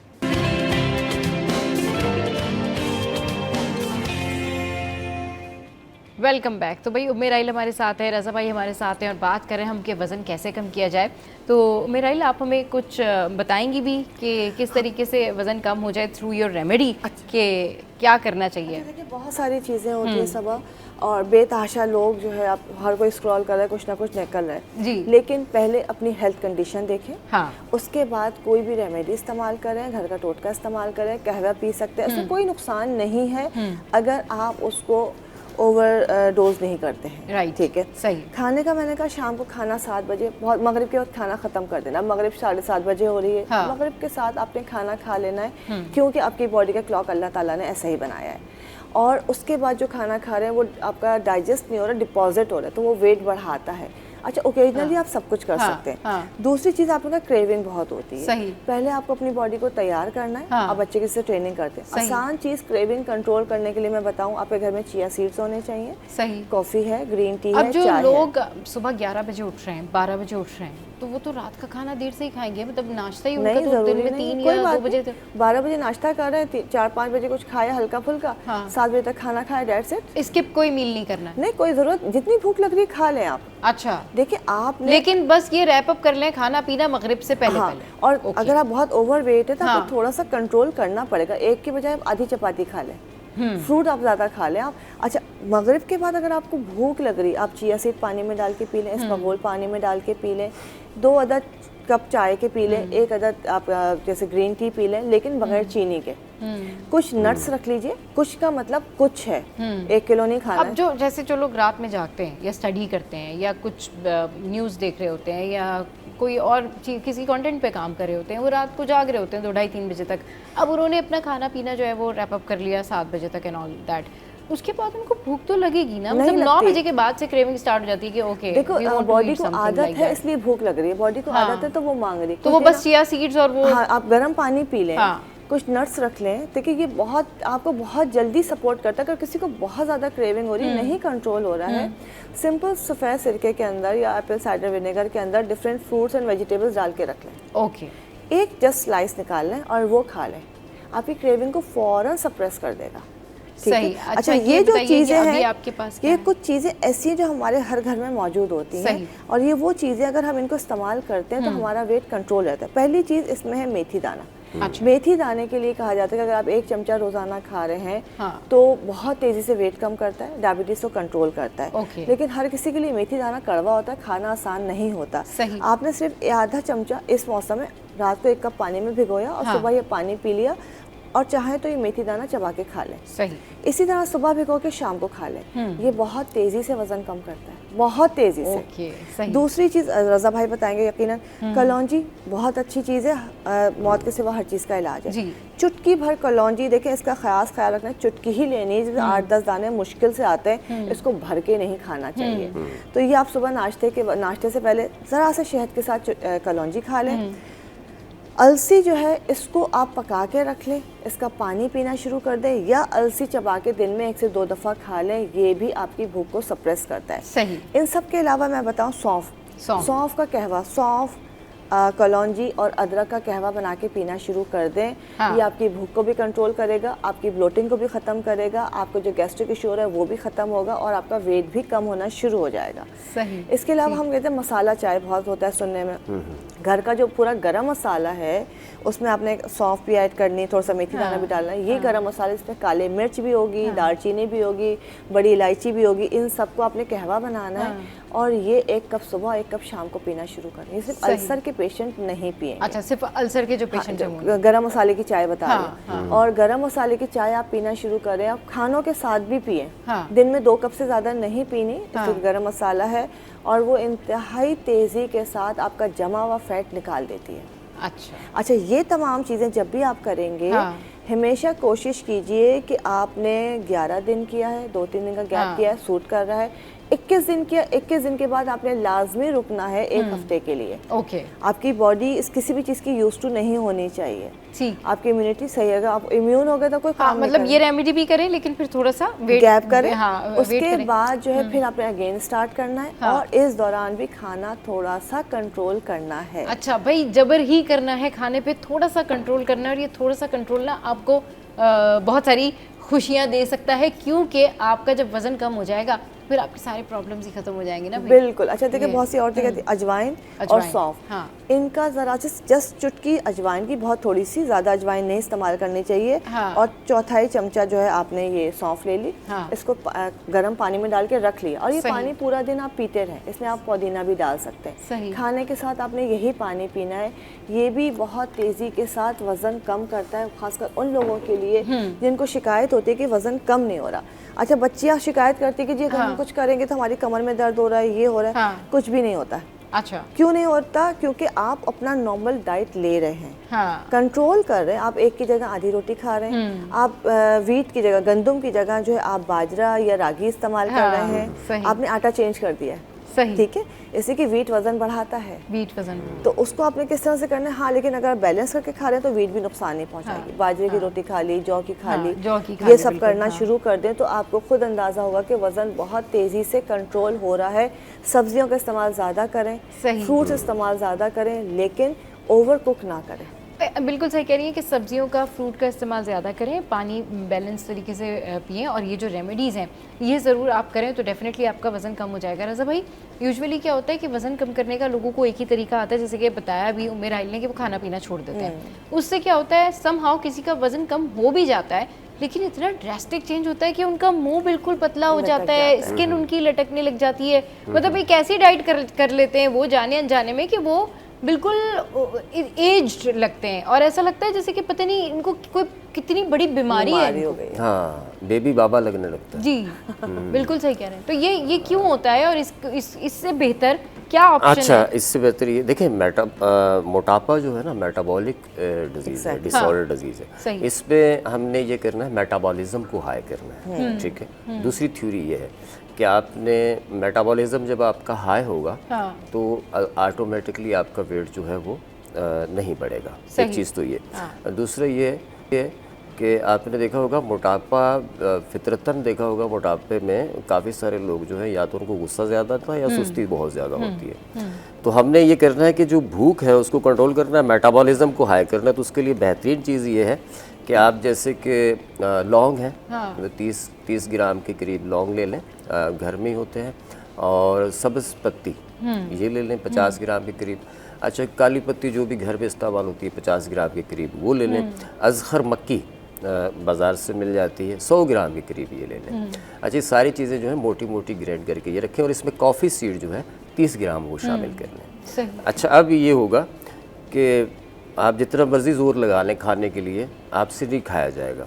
आपने एक चम्मच लेनी है, इसकी एक गिलास पानी में पकानी है, जब आधा गिलास रह जाए इसको छान लें, छान के ये पानी ठंडा करके पीना है, गरम गरम नहीं पीना। आप दिन में 2 दफ़ा 3 दफ़ा पिए, स्टोमक में, मैदे में वैसे ही सुकड़ाव आना शुरू हो जाएगा, मेटाबॉलिज्म आपका हाई रहेगा। कैफीन जो है वॉफिर मिकदार में जब आपकी बॉडी में होती है तो उसका ये होता है कि उससे आपकी जो है चुस्ती रहती है। ख़ुसूसन जो काम करने वाले लोग हैं उनका दिमाग, ब्रेन चुस्त रहता है, हवास चुस्त रहते हैं। साथ में होता है भूख कम लगती है, भूख कम लगती है। दूसरा ये अज़हर मक्की और कॉफ़ी सीड ये करते हैं कि आपके अंदर जो फैटी लीवर की शिकायत है उसको ख़त्म करते हैं। साथ साथ जैसे उम्मे राहिल ने बताया, ये पहले वाला नुस्खा मेथी दाना और कलौंजी वाला, ये ख़ुसूसन उन लड़कियों के लिए बड़ा अच्छा है, उन फीमेल के लिए बड़ा अच्छा है जिनको थायराइड का इशू है, उनके लिए बहुत अच्छा है, जिनको हार्मोनल इशू है भी बहुत अच्छा है। तो ये तो है भूख कंट्रोल करने का वो टोटका जो मैंने बताया। इससे भूख लगेगी ही नहीं। अगर आप 2 रोटी खाना चाहते हैं तो आपसे खाई एक जाएगी, अगर एक खाना चाहते हैं तो आधी खाई जाएगी। ठीक है। और उससे फिर ये होगा कि ऑटोमेटिकली आपका वेट जो है वो कम होना शुरू हो जाएगा। ऑटोमेटिकली वेट जो है वो कम होना शुरू हो जाएगा। और वेट कम करने के लिए ना विल पावर की बड़ी ज़रूरत होती है, बूस्ट अप करने की बड़ी ज़रूरत होती है। सराउंडिंग में जो लोग मौजूद होते हैं ना उनका भी बड़ा ज़रूरी होता है कि वो कम से कम आपको जो है ना इस बात के लिए तैयार करें ज़हनी तौर पर कि नहीं भाई आपने अपना वजन कम करना है। क्यों मेराइल, विल पावर कितनी ज़रूरी है? बहुत ज़रूरी है। बड़ी आसान सी टेक्निक है कि एक टारगेट बना ले, कोई अच्छा सा ड्रेस ले लीजिए और ये लगा के देखिए मुझे पहनना है। रोज आना शीशे में देख के कहें कि जी मुझे इसके लिए तैयार होना है। और जब आपको एक मोटिवेशन मिल जाएगी, आपका एक टारगेट बन जाएगा, तो आपके लिए हर चीज़ अबूर करना बहुत आसान हो जाएगा। फिर वो बहुत आसान हो जाएगा ना। यूजुअली यही होता है कि लोग इस हवाले से बात कर रहे होते हैं कि भाई हमने वज़न कम करना है, लेकिन शायद वो दिमागी तौर पे उस तरह तैयार नहीं होते। वो उस चीज़ से डर रहे होते हैं कि पता नहीं कितना खाने पे कंट्रोल करना पड़ेगा, पता नहीं क्या क्या करना पड़ेगा, कितना जो है वो एक्सरसाइज करनी पड़ेगी। एक्सरसाइज का कितना अहम रोल है? 100%। अच्छा, देखिए एक्सरसाइज सिर्फ मोटापा कम नहीं करती, एक्सरसाइज आपको फिट रखती है, आपको एनर्जेटिक रखती है। वॉक या जिम, कुछ भी जो इजी हो आपको। अच्छा, जो इजी हो। देखें बहुत से लोग जिम नहीं जा सकते, जिम के लिए उनको प्लान करना पड़ेगा। उनको वॉक करना आसान लगता है। बहुत से लोगों को जिम करना आसान लगता है, लेकिन आप ये सोच के जिम करें या वॉक करें कि मेरी फिटनेस के लिए, ना वेट को सोचे ही नहीं आप कि आप पतले हैं या मोटे हैं, कुछ भी है, कि मैं फिट हो जाऊंगा, हो जाऊंगी, मेरी स्किन अच्छी हो जाएगी, मेरी एनर्जी लेवल, जो मेरा एनर्जी लेवल है वो बढ़ जाएगा। और हकीकतन ऐसा ही है, जब लोग एक्सरसाइज शुरू करते हैं सबसे पहले उनके फेस पे ग्लो आता है। सही, उनके फेस पे जो चमक आती है ना वो उनको मोटिवेट करती है, उनका स्टैमिना बढ़ जाता है, वो अपने आप को एनर्जेटिक फील करते हैं। तो एक्सरसाइज इम्पॉर्टेंट है बहुत ज़्यादा। जिम नहीं जा सकते, फेसेस बहुत ज़्यादा है, घर से दूर है, मुश्किल हो रहा है, वॉक करना शुरू करते हैं। घर में सीढ़ियाँ उतरना चढ़ना शुरू कर दें, घर का झाड़ू पोछा शुरू कर दें, मसाला हाथों से पीसना शुरू कर दें, कपड़े हाथों से धोना शुरू कर दें। तो ये सारी वो एक्सरसाइज हैं जब हम लोग पढ़ते थे। तो एक्सरसाइज के चक्की चलाना ये आर्म की एक्सरसाइज है, ठीक है। कपड़े निचोड़ना ये आपके आर्म्स को स्ट्रॉन्ग करती है। पोछा झाड़ू लगाना आपके स्टमक को कम करता है। तो ये वो एक्सरसाइजेज, अगर आप कुछ भी नहीं कर सके, किसी गांव में रह रहे हैं, कुछ चीज़ नहीं है, तो इसका एक टारगेट बना लें और इतनी देर करना है कि आपका पसीना निकलना चाहिए। पसीना निकलने का मतलब गर्मी वाला पसीना नहीं, जब आप मेहनत करते हैं, आपकी बॉडी जब स्वेट करती है तो उसका मतलब आपकी बॉडी का जो फैट है वो डिसॉल्व हो रहा है, फैट डिसॉल्व हो तो रहा वो है, आपको बहुत अच्छा रिजल्ट देता है। वो फिर अच्छा रिजल्ट देता है। अच्छा, क्विकली बताएं वजन कम करने का शॉर्टेस्ट तरीका। शॉर्टेस्ट तरीका यही है कि इसमें आप अजवाइन देसी ले लें, अच्छा, सौंफ ले लें, 30-30 ग्राम ये ले लें, इसमें 100 ग्राम के करीब अज़खर मक्की ले लें, अच्छा, अज़खर मक्की ले लें, और 50 ग्राम के करीब इसमें सन्ना पत्ती ले लें। अच्छा, अब इनको मिक्स करके आप एक जार में रख लें। इसका 1 चाय का चम्मच लेके आप 1 कप पानी में, 1.5 कप पानी में बना के इसको सुबह शाम लेना शुरू करें, तो फटाफट वाला जो मोटापा है जितना ख़त्म हो सकता है नेचुरली तौर पे, तबाही तौर पे, वो ख़त्म हो जाएगा इससे। सही। तकरीबन आपने जो है 2 गिलास पानी लेना है, उसमें एक बड़ी चुटकी कच्चा कत्था जो होता है वो डालना है, और वो पानी पूरा दिन कंज्यूम करना। उसके अलावा पानी पी सकते हैं।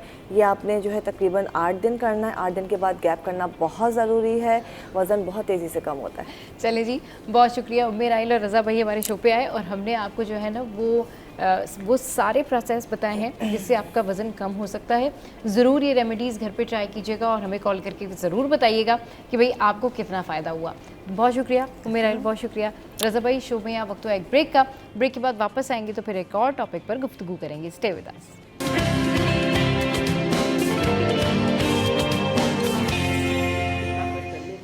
Welcome back. भाई अब कुछ बात करते हैं हम शादियों के हवाले से और रिश्तों के हवाले से भी कि भाई जो शादियां ख़ानदानों में हुई होती हैं वो कितनी बेनिफिशियल होती हैं और जो गैरों में हुई होती हैं यानी ख़ानदान से बाहर हुई होती हैं वो उनके क्या इम्पैक्ट्स होते हैं। यानी कज़न मैरिज की बात करते हैं कि कज़न मैरिज करना कितना फ़ायदेमंद या फिर कितना नुकसानदेह, और इसके ऊपर बात करने के लिए हमारे साथ जो है वो सरवत नसीम है और मरियम फैसल है। अस्सलाम वालेकुम, वेलकम टू द शो। कैसे हैं आप लोग? ठीक ठाक हैं? अल्हम्दुलिल्लाह। अच्छा जी, आज का जो टॉपिक है ना तो मरियम बड़ा मुस्कुरा रही हैं और बहुत कुछ कहना भी चाहती हैं, तो बिल्कुल कहें।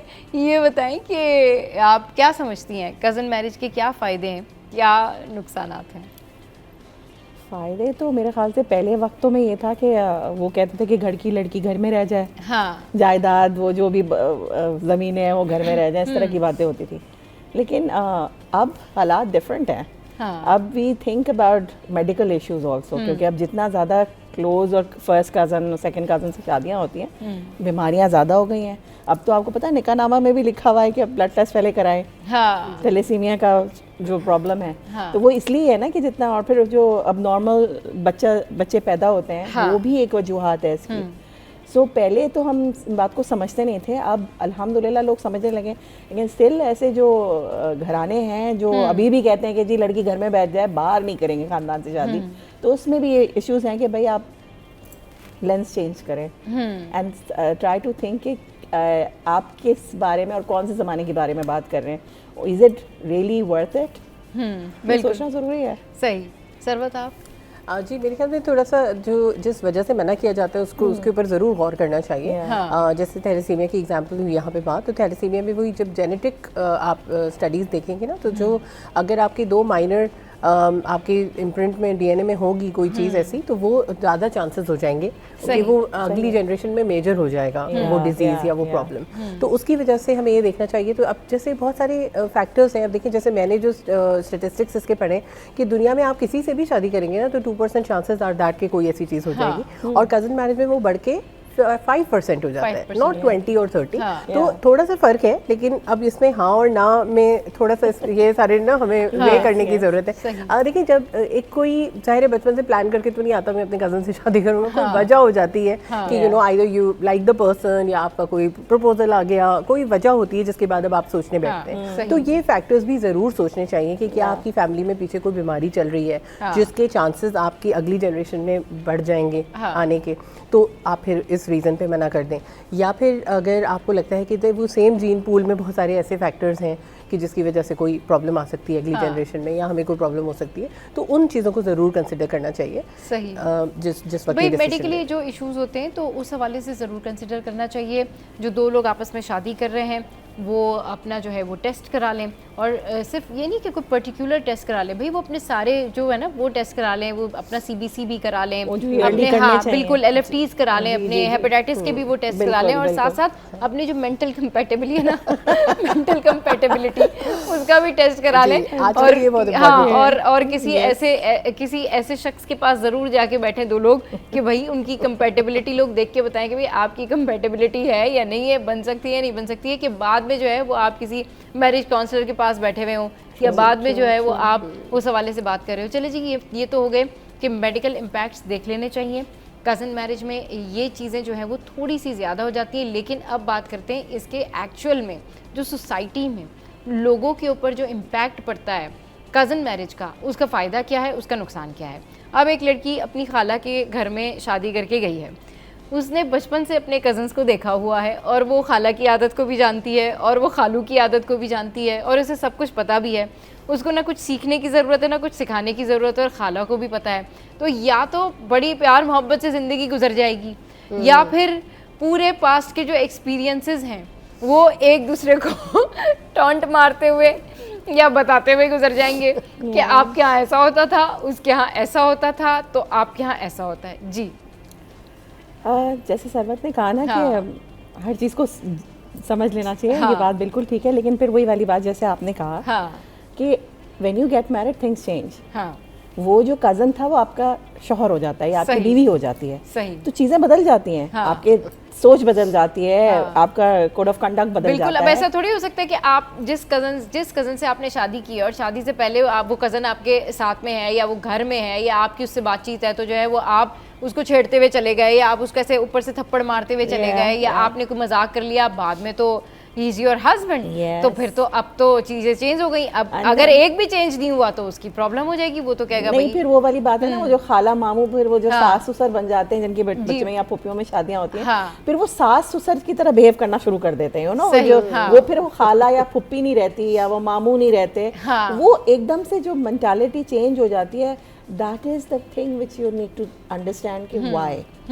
मतलब it's not about society। I am sorry, हर दफ़ा हम कहते हैं कम्युनिटी में क्या हो रहा है, सोसाइटी में कम्युनिटी और सोसाइटी भी बनाने वाले हम हैं।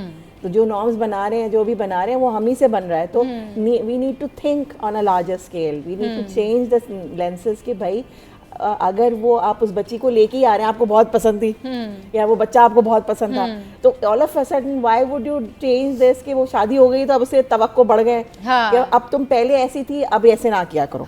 वही ना, वही रिश्तेदार जो मतलब उस लड़की के उस घर में जाने से पहले उसको कह रहे होते भाई तुम्हें ये सब कुछ करना चाहिए, तुम्हें ये करना चाहिए, ऐसा होना चाहिए। फिर वो अपने घर जब वो ले जाते हैं उस लड़की को, तो वहां पर वो उसको कहते नहीं देखो ऐसे नहीं हो सकता, ऐसे नहीं हो सकता, ये नहीं हो सकता। चलिए जी, इस पर बात करेंगे कि जो कज़न मैरिज है इसका फ़ायदा क्या होता है और इसका नुकसान क्या होता है, क्योंकि यूजुअली लोग ये कहते हैं ना कि भाई अगर अपना मारेगा तो छाँव में रखेगा, तो अगर अपना है तो मारेगा ही क्यों। करेंगे थोड़ी सी देर में इस पे बात।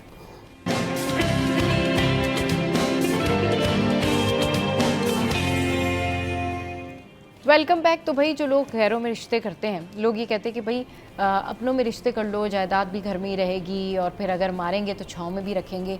तो भाई जो अपने हैं तो वो मारेंगे क्यों।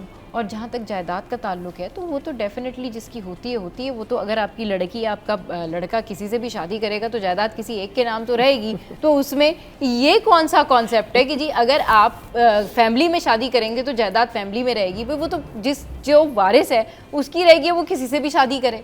तो कॉमन सेंस की बात है। तो ये कुछ प्रॉब्लम्स हैं लोगों के, कुछ दिमागी प्रॉब्लम्स हैं या पता नहीं क्या प्रॉब्लम्स हैं, जिसकी वजह से वो बहुत अच्छी जगहों पर रिश्ते नहीं करते। कई ऐसी कम्युनिटीज़ हैं जो कहते नहीं हम अपनी फैमिली के अंदर ही शादी करते हैं।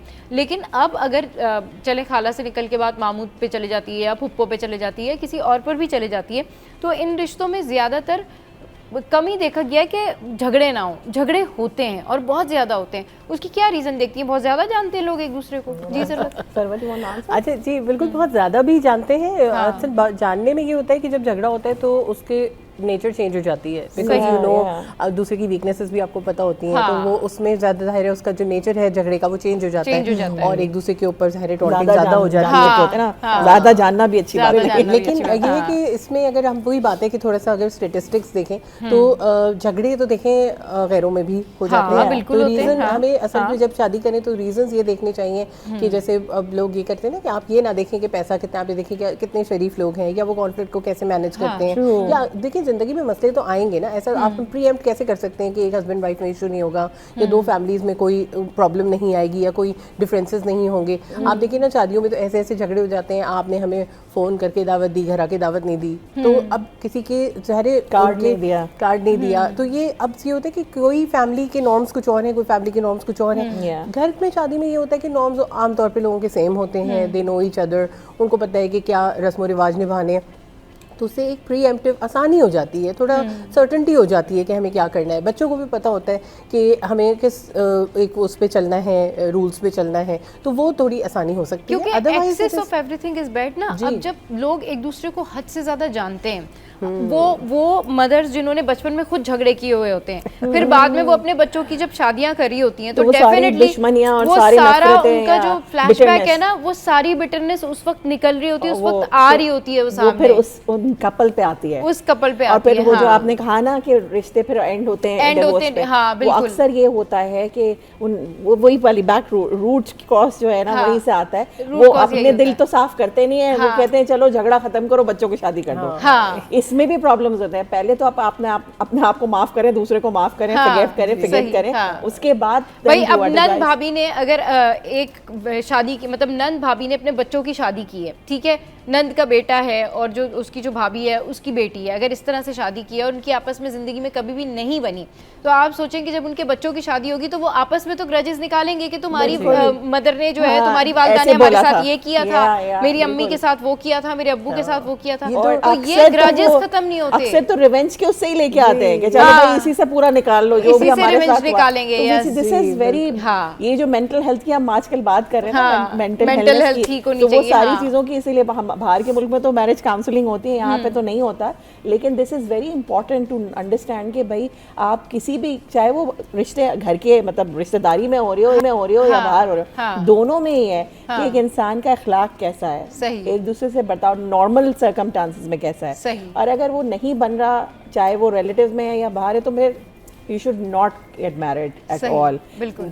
Wait for your turn, wait for your time. हर चीज़ में वेतरी होती है। अक्सर अब जैसे आप कह रही ना कि खानदान से बाहर शादी नहीं करती, लड़की की उम्र बढ़ती चली जा रही है, वो ये वेट करे कि नहीं हम खानदान से बाहर शादी नहीं करेंगे। That is also wrong. और ये सोचना चाहिए कि रिश्ता अगर आप कर रहे हैं तो आप क्या देख के कर रहे हैं, आपकी प्रायोरिटी क्या है, शराफत, तालीम, या आप खानदान अच्छा देख रहे हैं, अखलाक अच्छा देख रहे हैं, या आप पैसा देख रहे हैं। अब इशू ये होता है ना कि ये बात 100% ट्रू है कि अगर किसी के नसीब में, किसी लड़की के नसीब में वाकई पैसा है ना, वो पैसा उसको मिलके रहता है, चाहे वो नॉर्मल मिडिल क्लास बंदे से ही क्यों ना शादी कर ले। लोगों को ना शादियां करते वक्त, रिश्ता करते वक्त खानदान देखना चाहिए, शराफत देखनी चाहिए, और एक माकूल, एक नॉर्मल, एक ऐसा इंसान देखना चाहिए जो अच्छा कमाता है, जो कि आराम से पूरा कर सकता है। जो ये जो बहुत ज्यादा बड़े बड़े ख्वाब होते हैं ना, ये इसमें बहुत प्रॉब्लम होती है, क्योंकि इन ख्वाबों के पीछे ना कहीं कहीं ऐसी चीजें होती हैं जो छोटे छोटे धोखे होते हैं, वो बाद में पता चलते हैं। वही ना, जैसे हम कह रहे हैं ना कि इंसान का शराफत तो देखनी चाहिए, मतलब वो आप एक दूसरे की अंडरस्टैंड करें कि नहीं, एक दूसरे को ट्रस्ट लेवल दे रहे हैं कि नहीं, कंपैरिजन उसी तरह से करते हैं ना कि कितना कंपैशनेट है, कितना एम्पैथिक है, कितने मतलब वो एक छोटी छोटी चीज़ों पे वो आपको पहले ही पता चल जाता है। अगर वो ये कहना शुरू कर दे, वो अभी कुछ हुआ नहीं है कि मेरी अम्मी के साथ यूं क्यों किया, तुमने फोन पे फौरन फोन करो, तुमने फोन का जवाब क्यों नहीं दिया, तुमने मैसेज का जवाब क्यों नहीं दिया, ऐसे किस्से मेरे सामने बहुत सारे आए हैं। और वो शुक्र है कि पहले ही खत्म हो गई बात, क्योंकि you should see the red flags coming, ये पहले अभी रिश्ता हुआ भी नहीं है और पहले से आपने ऑर्डर देना शुरू कर दिया, तो ये सारी चीजें आपको पहले से अंडरस्टैंड करना चाहिए कि दैट इज कंट्रोलिंग, बिल्कुल नॉट लव और एनी अफेक्शन देयर। और जिस शख्स को, जिस इंसान को आपसे प्यार होगा, अल्टीमेटली आपको उसको उसके ऊपर रूल आउट करने की जरूरत नहीं पड़ती, उसको कंट्रोल करने की जरूरत ही नहीं होती, क्योंकि दो लोगों की अगर अच्छी केमिस्ट्री है वो आसानी से कंट्रोल हो रहे होते हैं, और उसमें कोई किसी का अपर हैंड भी नहीं होता कि कोई किसी से सुपीरियर है या कोई किसी से जो है वो इन्फीरियर है। लेकिन मसला ये है कि यहाँ पर लोग इस तरह से बना लेते हैं चीज़ों को, अगर आप गैरों में शादियां करते हैं वहाँ भी नुकसान हो सकता है आपको, बिल्कुल, वहाँ पर भी आपके लिए प्रॉब्लम हो सकती है क्योंकि उनको आप बिल्कुल नहीं जानते, लेकिन कम से कम दुख नहीं होता आपको फिर।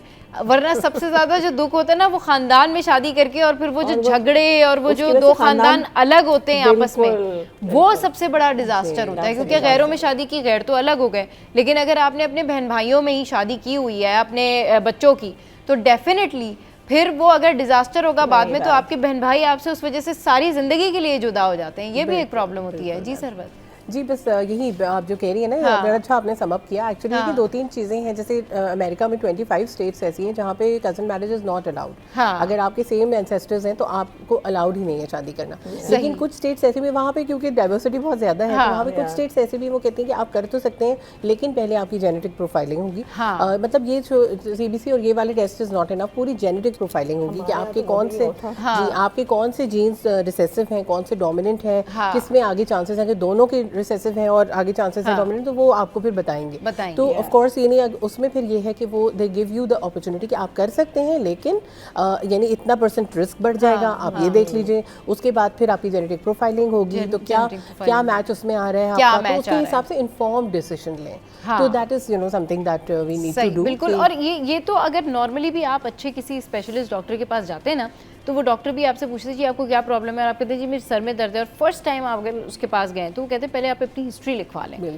ठीक है, तो हिस्ट्री में वो आपसे सिर्फ ये नहीं पूछते कि आपको क्या प्रॉब्लम है, वो आपके फादर के बारे में पूछते हैं, आपके मदर के बारे में पूछते हैं, आपके कजन्स के बारे में पूछते हैं, आपके चचा के बारे में पूछते हैं, आपके पूरे ददियाल के बारे में पूछते हैं कि आपकी दादी को तो शुगर नहीं थी, आपके चचा को तो ये प्रॉब्लम नहीं थी, आपके यहाँ क्या डिजीज कॉमन है, आपके यहाँ क्या डिजीज अनकॉमन है।